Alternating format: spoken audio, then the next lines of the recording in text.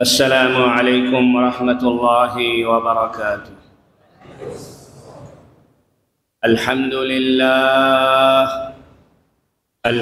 لله وكفى وسلام على عباده الذين اصطفى.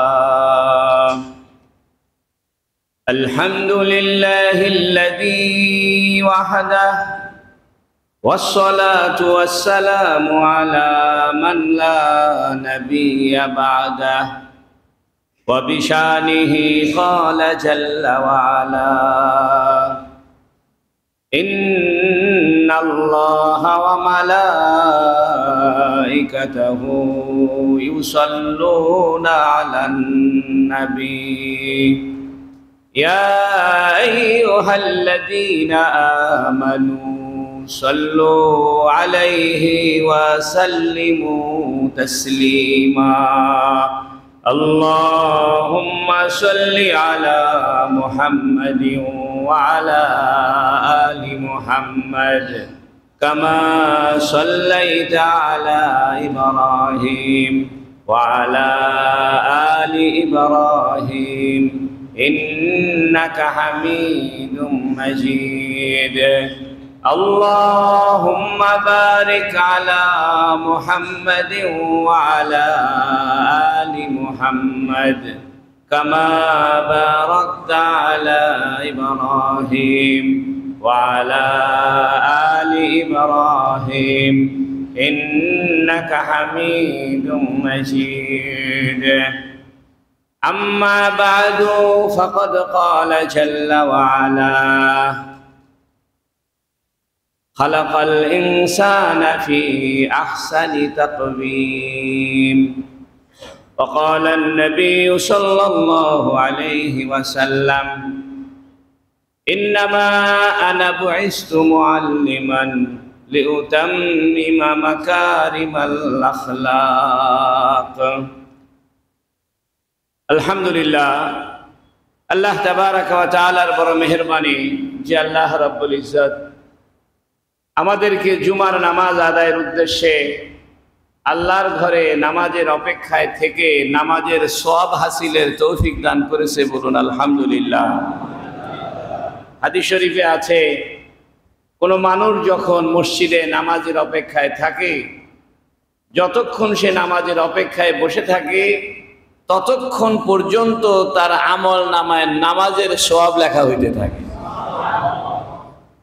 যাই হোক, আমরা গত সপ্তাহে থেকে একটি নতুন আলোচনা শুরু করেছি, সেটি হলো মানুষ সৃষ্টির উপাদান, অর্থাৎ মানুষের সৃষ্টির যে বাহির অবয়ব, বাহ্যিক যে অবয়ব, রক্ত গোশত হাড্ডির যে দেহ, এই দেহের ভিতরে মৌলিক চারটি বিষয় আছে।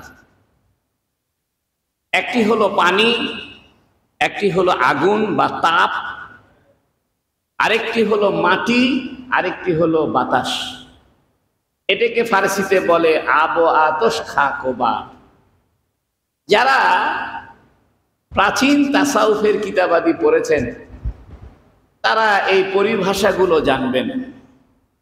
এখন তো মানুষ আধুনিক হয়েছে, মানুষ আর তার প্রাচীন কিতাবাদি পড়তে চায় না। মানুষ এখন আধুনিক, হইচই পছন্দ করে। যত চিৎকার চেঁচামেচি তত বড় মাহফিল, আর যে মাহফিলে চিৎকার চেঁচামেচি চিল্লাচিল্লি নাই, এটা নিরামিষ মাহফিল।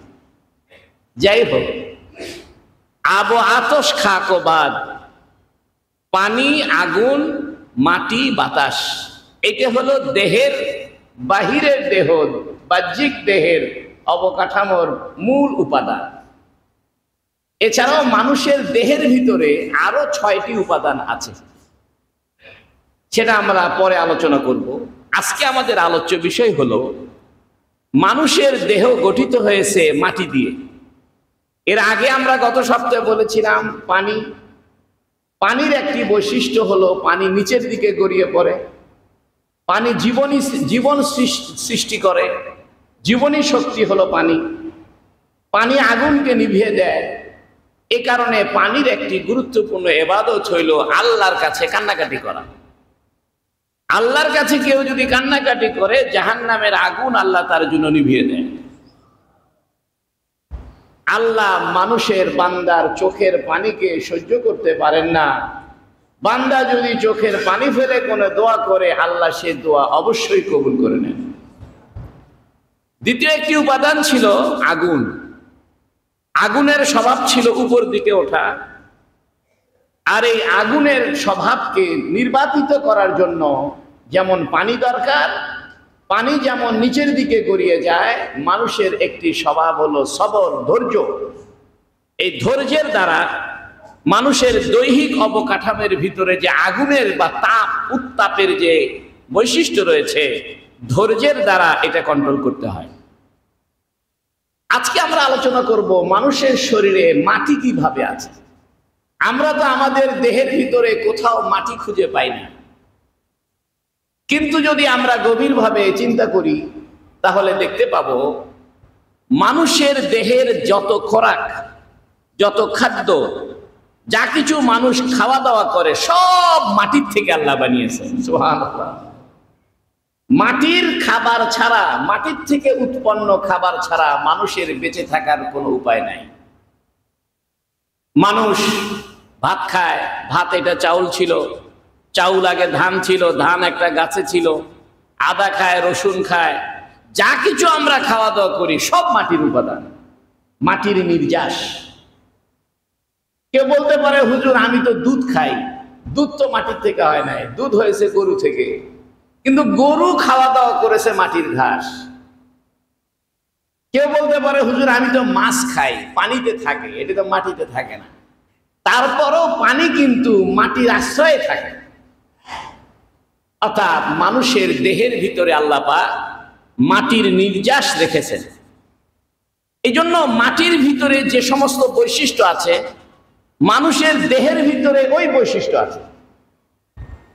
মাটির ভিতরে কিছু মাটি এঁটেল মাটি, মিন তিনিন লাযিব, কোরআন শরীফে আছে আমি মানুষকে এঁটেল মাটি, পিচ্ছিল মাটি, শক্ত মাটি থেকে সৃষ্টি করেছি। মানুষের মাটির ভিতরে যেমন এঁটেল মাটি থাকে যা পানিকে আটকায় রাখতে পারে, তৈজসপত্র তৈরি হয়, মাটির কলসি, মাটির থালা, এগুলো এঁটেল মাটি থেকে তৈরি হয়, পিচ্ছিল ভালো মাটি থেকে তৈরি হয়। মাটির ভিতরে এক ধরনের মাটি আছে বালুময় মাটি, যা পানিকে ধরে রাখতে পারে না, পানির তোরে ভেঙে যায়। মাটির ভিতরে কালো মাটি আছে, লাল মাটি আছে, সাদা মাটি আছে, সুগন্ধি মাটি আছে, দুর্গন্ধ মাটি আছে, উর্বর মাটি আছে, অনুর্বর মাটি আছে, ভ্যারাইটিস কিসিমের মাটি আছে। ঠিক মানুষের শরীরেও মাটির প্রভাব থাকার কারণে মাটি যেমন এঁটেল মাটি হয়, আঠালো হয়, চিটকা মাটি হয়, আমাদের বগুড়ার ভাষায় বলে, তো মানুষের ভিতরেও কৃপণতার, চিটকাপনার স্বভাব আছে। মাটির ভিতরে যেমন বালুকাময় মাটি থাকে যা সহজেই ভেঙে যায়, গলে যায়, নরম হয়ে যায়, বালি, মানুষের ভিতরে দানশীলতার স্বভাব আছে। মাটির থেকে উৎপন্ন হয় কাঁচা মরিচ, এটা ঝাল, মানুষের ভিতরে ঝাল ঝাল স্বভাব আছে। অনেক সময় দেখা যায় এত রূঢ় ব্যবহার করে যেটা মনে হয় যেন লোকটা একদম কাঁচা মরিচের মতো। মাটির ভিতরে তেঁতুল উৎপন্ন হয়, তেঁতুল যেমন টক, মানুষের ভিতরেও টক স্বভাব আছে। মাটি যেমন কালো হয়, মানুষের দেহের রঙও কালো হয়। মাটি লাল হয়, মানুষের দেহের রঙও লাল ফর্সা হয়। মাটি সাদা হয়, মানুষের দেহের রং সাদা হয়। মাটি দোআঁশ মাটি হয়, অর্থাৎ কালো সাদা মিশ্রিত হয়, মানুষ শ্যামলা বর্ণের হয়। অর্থাৎ মাটির উপাদান মানুষের শরীরে ব্যবহৃত হয়, এই জন্য মাটির স্বভাব মানুষের ভিতরে থাকে। এই মাটি প্রচন্ড ধৈর্যশীল এবং মাটি মানুষের জন্য বড় উপকারী। আপনি মাটির উপরে বছরকে বছর হাঁটছেন, বড় বড় বিল্ডিং তৈরি করার জন্য সেখানে গর্ত করে দিচ্ছেন, সেখানে আপনি পাইলিং করছেন, মাটি আপনাকে কিছু বলবে না। মাটি, আপনি ফসল লাগাচ্ছেন, মাটি আপনাকে ফসল দিচ্ছে। এই যে মাটি আপনাকে ফসল দেয়, এবং মাটি ধৈর্যশীল হয়ে থাকে এবং মাটি অনেক কিছুকে হজম করে রাখে। যেমন কোটি কোটি লাশ মাটি হজম করে রেখেছে। মাটির পেটের ভিতরে, পৃথিবীর এই দেহের মাটির পেটের ভিতরে কোটি কোটি মানুষের লাশ সে ধারণ করে রেখেছে। আবার কোটি কোটি মানুষ এই মাটির উপর দিয়ে বিচরণ করছে। মাটি এত ভারী বস্তুকে ধারণ করেছে। হাজার লক্ষ কোটি বিল্ডিং মাটি ধারণ করে রেখেছে। গাছপালা, পাহাড় মাটি ধারণ করে রেখেছে। বড় বড় সাগরের পানির ঢেউ মাটি ধারণ করে রেখেছে। অর্থাৎ মাটি এত পরিমাণ বোঝা বহন করে যা ধারণার বাইরে। অনেক বড় ধরনের ওজন, বড় ধরনের বোঝা মাটি বহন করে। বাইরেও বহন করে, পিঠের উপরে বহন করে, আভ্যন্তরে পেটের ভিতরে বহন করে। এই জন্য কোরআন শরীফে আছে, ইজা জুলজিলাতিল আরদু জিলজালাহা ওয়া আখরাজাতিল আরদু আসকালাহা ওয়া ক্বালাল ইনসানু মা লাহা। ইজা জুলজিলাতিল আরদু, যখন জমিন প্রকম্পিত হবে, জিলজালাহা জমিনের প্রকম্পে, অর্থাৎ জমিনের ভিতর থেকেই প্রকম্প শুরু হবে এবং এই প্রকম্পে, কাঁপাকাঁপিতে, ভূমিকম্পে পুরা জমিন কাঁপতে থাকবে। ইযা জুলজিলাতিল আরদু জিলজালাহা ওয়া আখরাজাতিল আরদু আসকালাহা, জমিন তার ভিতরের ভারী জিনিসকে বের করে দিবে। জমিনের পেটের ভিতরে যে লাশ আছে, এই লাশগুলো ভূমিকম্পে বের হয়ে আসবে। এবং কিয়ামতের আগে জমিনের ভিতরে যত সম্পদ রয়েছে, যত খনিজ পদার্থ রয়েছে, সব খনিজ পদার্থ বের করে দিবে। এই জন্য দেখবেন কিয়ামত যত কাছে আসবে খনিজ পদার্থ তত বেশি আবিষ্কৃত হবে। এই যে CNG, LP gas, CNG gas, natural compact gas, এই যে গ্যাসগুলো যে আবিষ্কৃত হয়েছে, এটা 100 বছর আগে তো ছিল না। মানুষ জানতো না যে জমিনের ভিতরে এরকম গ্যাস আছে। মানুষ জানতো না জমিনের ভিতরে ইউরেনিয়াম আছে। দেখা যাবে জমিনের ভিতরে প্রত্যেকটা পদার্থ আল্লাহ পাক মূল্যবান করে সৃষ্টি করেছেন। মানুষ এখন হয়তো সেটার মূল্য জানে না, কিন্তু কিয়ামতের আগে মূল্য জানবে এবং জমিনের ভিতরে সমস্ত মূল্যবান বস্তু আল্লাহ বের করে দিবে। এখান থেকে একটা মাসলা বোঝা যায়, সেটা হলো সম্পদের অপচয় জায়েজ নাই। এই জন্য আল্লাহ পাক খনিজ পদার্থের যে সম্পদ, মাটির অভ্যন্তরে, মাটির পেটের ভিতরে যে সম্পদ, এটাকে আল্লাহ অব্যবহৃত রাখবেন না। যদি এটা অব্যবহৃত থাকে তাহলে এটা ওয়েস্টেজ হবে, এটা অপব্যয় হবে, এটা নষ্ট হবে, এটা কারো কাজে লাগলো না। এই জন্য আল্লাহ পাক মাটির ভিতরের সমস্ত খনিজ দ্রব্য বের করে দিবেন। ইযা জুলজিলাতিল আরদু জিলজালাহা ওয়া আখরাজাতিল আরদু আসকালাহা ওয়া ক্বালাল ইনসানু মা লাহা। মানুষ বলবে, আরে কি হইছে?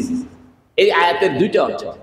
একটা অর্থ হলো জমিনের ভিতরে যে লাশ, এটাও কিয়ামতের সময় বের হবে। আর কিয়ামতের আগে আগে জমিনের ভিতরে যত খনিজ পদার্থ, এটাও বের হবে। যখন খনিজ পদার্থ বের হবে, মানুষ বলবে, আরে আশ্চর্য কথা, গ্যাস বের হয়েছে। এই গ্যাস যে আমাদের চুলার কাজে লাগে, সিএনজি চলে। মানুষ কি কখনো ভেবেছে যে সিএনজি চালিত গাড়ি হবে? তেলের বাইরে গাড়ি হইতে পারে না, মানুষ জানতোই না। হয়তো আগামীতে আরো কিছু আবিষ্কৃত হবে, খনিজ পদার্থ বের হবে, যেটা তেলও না, গ্যাসও না, অন্য কিছু। এই জন্য সম্পদের ওয়েস্টেজ করা, সম্পদকে অব্যবহৃত রাখা জায়েজ নেই। এই জন্য বহু মানুষ মৃত্যুর আগে কোটি কোটি টাকার সম্পদ অব্যবহৃত রেখে যায়। এটা গুনাহের কাজ। কোটি কোটি টাকা ব্যাংকে রেখে গেছে, এক ছেলে এক মেয়ে, ছেলে থেকে আমেরিকায়, মেয়ে থেকে কানাডায়, ওদেরও ব্যাংক ব্যালেন্স আছে। এই যে টাকা, এই যে গুলশানে বাড়ি, এই যে বনানীতে বাড়ি, ধানমন্ডিতে বাড়ি, ওয়েস্টেজ রেখে গেছে। এটা জায়েজ নেই। আপনি সম্পদকে কাজে লাগাইতে হবে। যে সম্পদ আল্লাহ আপনাকে দিয়েছে, এটা আপনাকে মানুষের উপকারে, ধর্মের উপকারে, ইসলামের উপকারে, আর ধর্মের উপকারী মানুষের উপকার, এটা কাজে লাগাইতে হবে। আপনি কোটি কোটি টাকা ব্যাংক ব্যালেন্স করে মরে চলে গেলেন, টাকাটা অব্যবহৃত থেকে গেল, ওয়েস্টেজ টাকা থেকে গেল, আপনার ছেলেমেয়েরা এই টাকা উড়ায় ফেলবে, নষ্ট করে ফেলবে, জায়েজ নেই। এই জন্য আল্লাহ পাক জমিনের সমস্ত সম্পদকে বের করে দিবে, এটা মানুষের ব্যবহারের কাজে লাগায় দিবে। আমি বলছিলাম মানুষের সৃষ্টির একটি উপাদান হলো মাটি। মাটির স্বভাব ধৈর্য, মাটির স্বভাব বোঝা বহনকারী। এই জন্য কোরআন শরীফে আছে, ওয়ালা তামশি ফিল আরদি মারাহা, তোমরা জমিনের উপর অহংকার করে হাঁটিও না। লান তাখরিকাল আরদা ওয়া লান তাবলুগাল জিবালা তুলা, তুমি তো জমিনকে অহংকার করে ফাড়িয়ে ফেলতে পারবে না, জমিনকে ফাটায় ফেলতে পারবে না। ওয়ালান তাখরিকাল আরদা ওয়া লান তাবলুগাল জিবালা তুলা, তুমি তো পাহাড়ের মতো উঁচু হইতে পারবে না। অহংকার নিয়ে কেন হাঁটো? জমিনে অহংকার করিও না, এ জমিন অপেক্ষায় আছে, একদিন তোমাকে কবরের ভিতরে গ্রাস করবে। এই জন্য যারা জমিনে অহংকার করে হাঁটে, হাদিস শরীফে আছে, কবরের যাওয়ার পরে কবরের মাটি এদেরকে চাপ দিয়ে ধরবে, বলবে কেন অহংকার করেছিলে? জমিন বানিয়েছে আল্লাহ, এই জমিন বানানো হয়েছে সেজদার জন্য, এই জমিন থেকে তোমার খাবারের উৎপত্তি হইতো, ধান বাইরে হইতো, পটল বাইরে হইতো, তুমি অহংকার করেছো, এখন মজা বুঝো। এই জন্য ফ্যাশন শো যে হয়, ফ্যাশন শো, এই ফ্যাশন শোতে মেয়েরা যখন পেন্সিল হিল পরে, বিভিন্ন জামা কাপড় পরে স্টেজে হাঁটাহাঁটি করে, তার কাপড়ের ঐশ্বর্য দেখানোর জন্য, এটা অহংকারের চলা, এটা হারাম। এই যে ফ্যাশন শো হয়, ছেলেদেরও ফ্যাশন শো হচ্ছে এখন। এই যে শীতকাল আসতেছে, ফ্যাশন শো হবে, নতুন নতুন সোয়েটার বানানো হবে, মেয়েদের জন্য কার্ডিগান বানানো হবে, মেয়েদের থ্রি পিস বানানো হবে, চাদর বানানো হবে। এগুলো করে কি নায়িকারা, এগুলো গায়ে দিয়ে একটা স্টেজ তৈরি করা হয়, সবাই বসে থাকে, ওই নায়িকা স্টেজের উপরে হাঁটাহাঁটি করে এবং সে ভাব নিয়ে হাঁটে, এটা হারাম। ওয়ালা তামশি ফিল আরদি মারাহা, জমিনে অহংকার করে হাঁটিও না। লাম তাখরিকাল আরদা, তুমি তো জমিনকে ফাড়িয়ে ফেলতে পারবে না। ওয়ালান তাবলুগাল জিবালা তুলা, তুমি তো পাহাড়ের মতো উঁচু হইতে পারবা না, পাহাড়কে ওভারটেক করে যেতে পারবা না। বন্ধুরা আমার, মাটি আমাদের দেহে অবয়বের, অবয়বের উপাদান। এই মাটি সেজদার জায়গা, এই মাটি কিসের জায়গা? সেজদার জায়গা। এই জন্য মাটি যেমন ধৈর্যশীল, মানুষের উন্নত স্বভাবের একটি স্বভাব হলো ধৈর্যশীলতা। আমি গত সপ্তাহে বলেছিলাম ধৈর্য তিন প্রকার। একটা হলো ইবাদতের ক্ষেত্রে ধৈর্য, as-sabru ala তাআ, রোজা রেখে ধৈর্য ধারণ করা, নামাজের মধ্যে ধৈর্য ধারণ করা, হজের মধ্যে ধৈর্য ধারণ করা। আর একটা হলো as-sabru আলাল মাসিয়া, গুনাহ ছেড়ে যাওয়ার উপরে ধৈর্য ধারণ করা, মনে চাইতেছে গুনাহ করি, করলাম না, ধৈর্য ধারণ করলাম। আর একটা হলো as-sabru আলাল মুসিবা, মুসিবতের উপরে ধৈর্য ধারণ করা, জ্বর আসছে, পা ভেঙে গেছে, কষ্ট হয়েছে, আমি সেই সময় কি করলাম? মুসিবতের উপরে ধৈর্য ধারণ করলাম। এই জন্য মাটির একটা বড় স্বভাব হলো ধৈর্য। মাটির একটা স্বভাব কি? ধৈর্য। এই জন্য এই ধৈর্যের স্বভাব যদি কোনো মানুষ গ্রহণ করে, সে তার সৃষ্টির মূল বৈশিষ্ট্যকে গ্রহণ করলো। মাটির একটা স্বভাব বোঝা বহন করা। এই জন্য পৃথিবীতে আপনাকে বোঝা বহন করতে হবে, আপনাকে ছেলে মেয়ে স্ত্রী পুত্র কন্যার বোঝা বইতে হবে। আপনি বিবাহ করবেন, স্ত্রীর ভরণ পোষণের বোঝা বইতে হবে, বাচ্চা কাচ্চা হবে, এদের অসুখ বিসুখ হবে, এদের লেখাপড়া হবে, এদের কাপড় চোপড় কিনতে হবে, এই বোঝা আপনাকে সইতে হবে। এই জন্য কোরআন শরীফে আছে, ওয়া ইযা আসাবাতহুম মুসিবা ক্বালু ইন্না লিল্লাহি ওয়া ইন্না ইলাইহি রাজিউন। যখন মুমিনদের উপরে কোনো মুসিবত আসে, তখন তারা বলে ইন্না লিল্লাহি, আমরা তো আল্লাহ, ওয়া ইন্না ইলাইহি, আর আমরা তো আল্লাহর দিকেই রাজিউন, প্রত্যাবর্তন করব। আমাদের দেশে একটা ভুল কথা চালু আছে, মানুষে মনে করে যে মানুষ মারা গেলে ইন্না লিল্লাহ পড়তে হয়। এ কথা ঠিক নয়। যে কোনো মুসিবতে ইন্না লিল্লাহি ওয়া ইন্না ইলাইহি রাজিউন পড়তে হয়। এমনকি আপনার জুতা খুঁজে পাচ্ছেন না, তো বলবেন ইন্না লিল্লাহি ওয়া ইন্না ইলাইহি রাজিউন। দেখেন, এই দোয়ার সাথে কাজের একটা সম্পর্ক আছে। দোয়াটা কি? ইন্না লিল্লাহি, মানে আমরা সবাই আল্লাহর জন্য, অর্থাৎ আল্লাহ আমাদেরকে সৃষ্টি করেছেন, ওয়া ইন্না ইলাইহি, এবং আমরা আল্লাহর দিকে রাজিউন, ফিরে যাব। এখানে ফিরে যাওয়ার অর্থ আছে। এই জন্য আপনি যদি কোনো কিছু হারায় ফেলেন, তো ইন্না লিল্লাহি বললে ওই হারায় যাওয়া জিনিসটা ফিরে পাওয়ার সম্ভাবনা আছে। সুবহানাল্লাহ। এই জন্য একটা জুতা হারায় গেলেও বলবেন ইন্না লিল্লাহি ওয়া ইন্না ইলাইহি রাজিউন। এমনকি যদি হাদিস শরীফে আছে, মুমিনের পায়ে কাঁটা বিধে, অথবা মাছ খাইতে গলার ভিতরে হঠাৎ করে কাঁটা লেগেছে, অথবা খাইতে খাইতে জিহ্বার ভিতরে কামড় লেগেছে, এটা আমাদের অনেকের হয়, খাইতে খাইতে জিহ্বার মধ্যে কি লাগে? কামড় লাগে, এতেও তার গুনাহ মাফ হয়ে যায়। ওয়া ইযা আসাবাতহুম মুসিবা যখন মুমিনদের উপরে কোনো মুসিবত আসে, ক্বালু, তারা বলে, ইন্না লিল্লাহি ওয়া ইন্না ইলাইহি রাজিউন। মাটির একটা স্বভাব হলো পরোপকার। যেহেতু মাটি সারা জীবন পরের উপকার করে যাচ্ছে, মাটি জাম বের করে, আম বের করে, লিচু বের করে, কলা বের করে, আদা বের করে, রসুন বের করে, হাজার রকমের খাবার মাটি বের করে, হাজার রকমের সৌন্দর্যের ফল ফুল মাটি বের করে, যত চমৎকার ফুল, সুগন্ধি ফুল মাটি বের করে। এই জন্য একটা মানুষের তার জন্মগত স্বভাব হলো মানুষের উপকার করা, সৌন্দর্য বৃদ্ধি করা, বোঝা বহন করা, ধৈর্য ধারণ করা। একটা মানুষ যদি মাটির মতো ধৈর্যশীল হয়, তাহলে সে তার জন্মের সাথে, সৃষ্টির সাথে সামঞ্জস্যপূর্ণ আচরণ করলো, তাহলে সে সুখী জীবন পাবে। যেহেতু তার উপাদানটা মাটির, তাই মাটির যে বৈশিষ্ট্য, এই বৈশিষ্ট্যটা তার ভিতরে থাকলেই সে সঠিক হবে। দেখেন, যে জিনিস দিয়ে তৈরি, সেই জিনিসের বাইরের কোনো জিনিস যদি আপনি করেন, তাহলে এটা এখানে স্যুট করবে না। একটা উদাহরণ দিই, দুধ পানি দিয়ে, দুধ এটা একটা সুন্দর পানীয় এবং খাদ্য, কিন্তু দুধের ভিতরে লেবু দিলে উপযোগী নয়, দুধটা ফেটে যাবে, নষ্ট হয়ে যাবে। আপনি সুন্দর একটা গোশতের তরকারি রান্না করেছেন, পরিমিতভাবে ঝাল, লবণ, তেল দিয়েছেন, এখন আপনি হঠাৎ করে তার ভিতরে পানি আরো বেশি ঢেলে দিলেন, স্বাদটা নষ্ট হয়ে যাবে। অর্থাৎ প্রত্যেক জিনিসের প্রকৃতি যদি আপনি সঠিক রাখেন, প্রত্যেক জিনিসের তার মূল অবস্থা যদি ঠিক রাখেন, তাহলে এটা সুন্দর থাকবে। আর প্রত্যেক জিনিসের তার মূল অবস্থা, মূল প্রকৃতি যদি আপনি বিনষ্ট করেন, তাহলে এটা অস্থিরতার কারণ হবে। এই জন্য মানুষের মূল প্রকৃতির স্বভাব হলো ধৈর্য ধারণ করা। এই মানুষ যখন ধৈর্যহীন হয়ে যাবে, তখন সে অস্থিরতায় পড়বে। মানুষের জন্মের বৈশিষ্ট্যের আরেকটি উপাদান হলো সে বোঝা বহন করে। মানুষ যখন এই বোঝা বহন করতে চাইবে না, পরিবারের বোঝা, সমাজের বোঝা, সন্তানের বোঝা, মা বাবার বোঝা, আপনার মা বাবা বৃদ্ধ হয়েছে, এখন মা বাবার জন্য আপনাকে কষ্ট করতে হবে, এইটাকে যদি আপনি বোঝা মনে করেন, এটাকে যদি নিজের জন্য সহজ মনে না করেন, তাহলে আপনার জন্য কষ্ট হবে। মাটির একটা স্বভাব হইল পরোপকার করা, সৌন্দর্য বৃদ্ধি করা। মাটির থেকে ফুল হয়, ফুলের দ্বারা বাগান সুশোভিত হয়, সৌন্দর্য হয়। একটা মানুষ যদি সৌন্দর্যকে গ্রহণ করে, হাদিস শরীফ আছে, আল্লাহু জামিল ইউহিব্বুল জামাল, আল্লাহ পাক নিজে সুন্দর, সুন্দরকে আল্লাহ পছন্দ করে। সুবহানাল্লাহ। সুন্দরকে আল্লাহ কি করেন? পছন্দ করেন। এই জন্য নবী আলাইহিস সালাম সুন্দর ছিলেন, ভালো জামা পরতেন, দেহের ভিতরে আতর লাগাইতেন, সৌন্দর্যকে রাখতেন।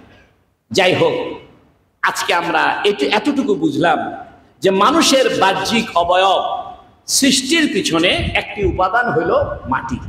আমরা গত সপ্তাহে দুইটা উপাদানের কথা বলেছিলাম, মনে আছে তো আপনাদের?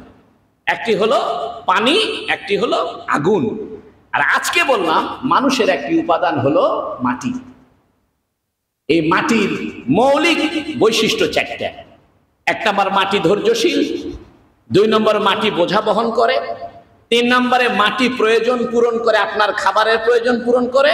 চার নম্বরে, মাটি আপনার সৌন্দর্য বৃদ্ধি করে।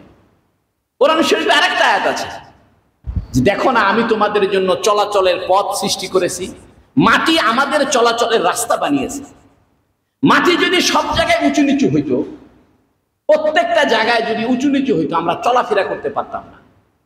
এই জন্য সুবুল, তরিক, রাস্তা, এই মাটি আমাদেরকে এক জায়গা থেকে আরেক জায়গায় যাওয়ার জন্য রাস্তা উপহার দিয়েছে। সব জায়গায় যদি উঁচু নিচু থাকতো, তাহলে আমরা যাইতে পারতাম না। আল্লাহ রাব্বুল আলামিন আমাদের যে বৈশিষ্ট্য, আমাদের যে সৃষ্টিগত উপাদানের একটি উপাদান মাটি, আর এই মাটির যে চারটা স্বভাব, ধৈর্যের স্বভাব, বোঝা বহনের স্বভাব, মানুষের উপকার করার স্বভাব, সৌন্দর্য বৃদ্ধি করার স্বভাব, এই স্বভাবগুলো আমাদেরকে আমল করার তৌফিক দান করুক, বলুন আমিন। ওয়া আখিরু দাওয়ানা আলহামদুলিল্লাহি রাব্বিল আলামিন। যারা সুন্নাত পড়েন নাই, সুন্নাত পড়েন।